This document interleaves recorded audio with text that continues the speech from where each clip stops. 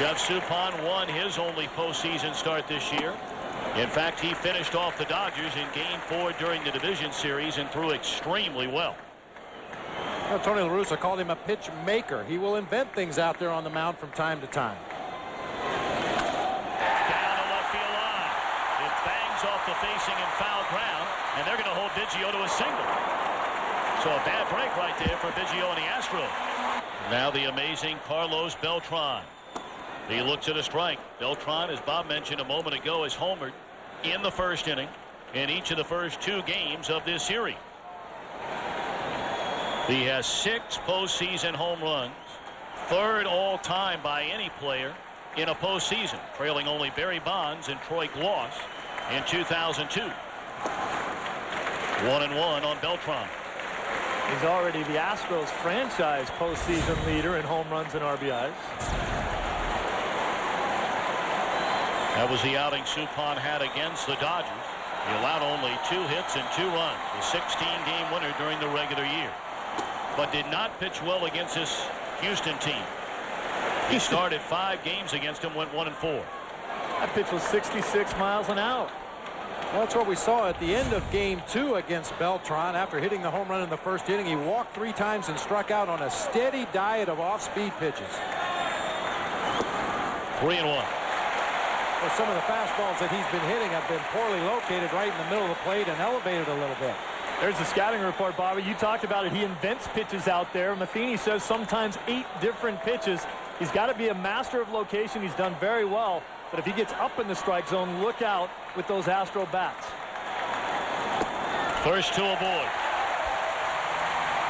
This Astro team has been almost beyond belief here at home going back to the 23rd of August, as we've talked about during this series. Houston won 19 of their last 20 games in this ballpark. Their only loss against Atlanta in the division series. The rest of Phil Garner's lineup has Jeff Bagwell coming up playing first, Lance Berkman in right, with Jeff Kent at second, Morgan Ensberg at third, Jose Vizcaino the shortstop, Brad Ausmus catching, and Roger Clemens on the mound.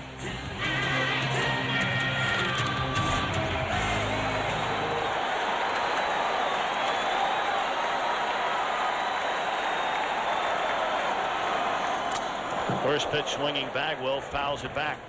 Here's one of those opportunities we talked about in the open to the show. Astros have to tighten up and take advantage. You certainly don't expect Jeff Bagwell to put down a sacrifice bunt in this situation. But 2 men on, nobody out. They have to find a way to put a run on the board. And they got to get Baggy going in order to do that. You just saw the numbers so far for him in this division series. League championship series, rather. Backhanded by Rowland, steps on third, throws to first, and Pujols keeps a toe on the bag. A big double play.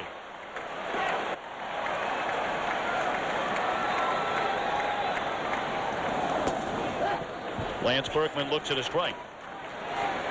Now Berkman 3 of 9 in the series with a home run.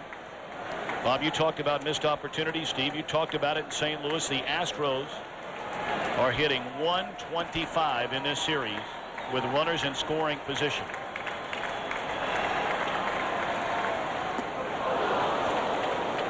I think there's a number of reasons for that, Tommy. Possibly some over-aggressiveness on the part of the Astros hitters in those situations. Certainly a lot of the credit has to go to the Cardinals pitchers for executing the pitches they need to in those situations. And then, of course, the Cardinal defense for making the plays behind their pitchers. Well, we just talked about Reggie Sanders making a nice play, but look where he's playing right now for Berkman. I mean, talk about respecting power. I mean, he's up against the wall. Anything hit over his head's out of the park. And for me, that's too deep. Reggie Sanders needs a ticket to get back in the game. Come on in, little Reg. 1-2 to Berkman. Foul out of play. Suppan on the road did not lose until his final road start of the year. That came in this ballpark on the 29th of September. Went 7 innings, gave up 9 hits and 6 earned runs. We told you only 1 of 4 this year against the Astros. Made 5 starts against him with an ERA over 4. Base hit into center field.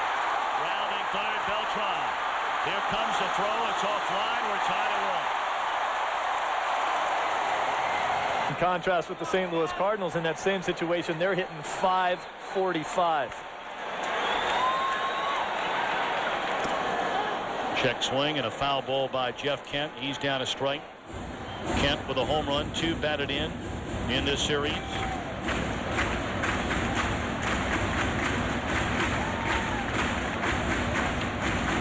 Maybe more so than any other player, position player for either team. That off day may have helped Jeff Kent the most. Limping around on that left foot. One which he fouled balls off of Monday in Game 5 in the division series in the opening game of this series. 0-2. I'm sure it feels a lot better now than it did a couple of days ago. Those are the kind of things that usually don't heal until the offseason, no matter what you do. But I agree with you. The off day had to help. I'm sure Jeff Kent was getting treatments all day yesterday and early in the day today to get prepared for this game tonight. At least he found himself a brace. He fouls it off there again. It won't hurt nearly as bad. Hughes shot off the end of the bat foul. Still 0-2 on Kent. See that pitch, the big slow curveball at 78 miles an hour. Mike Matheny told me that it's really sometimes very tough to catch Suppan because, as we said, he doesn't have 8 fingers to call the pitches. So he says sometimes he'll call a fastball or get a 94-mile-an-hour four-seamer. Other times he'll get one that sinks and he doesn't know what he's getting.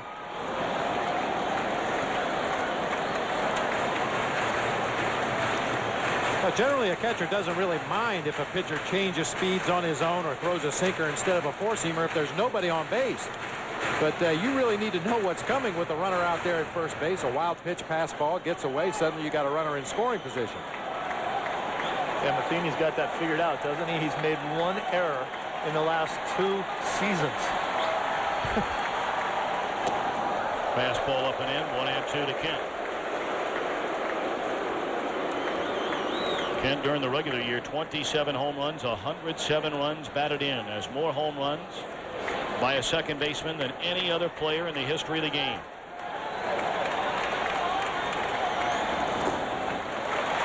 Beautiful block. 2-2.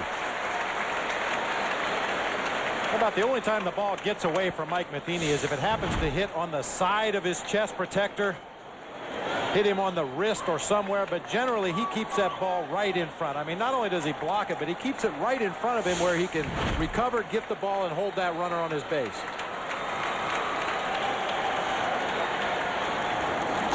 Three and 2 to Kent. You know, Bob, and you being a former catcher, I think the words that you use there are very important for the young kids. As you said, when he drops down to try to block that ball, he did catch that one, but he's not trying to. All he's thinking about is blocking it. If it happens to go in his glove, that's fine. Runner goes. 3-2 pitch. In the air, left field, and Houston takes a lead.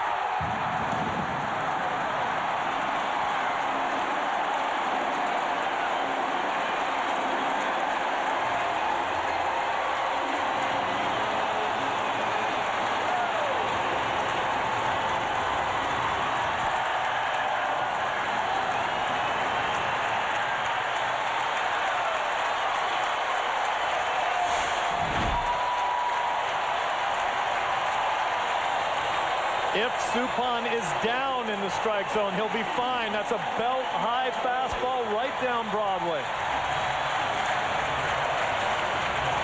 One of the scouting reports on Jeff Kent throughout his career has been he could pull a bullet.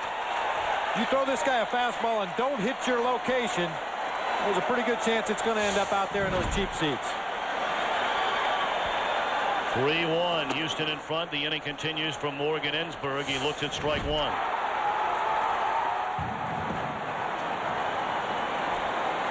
Don't miss the first inning now.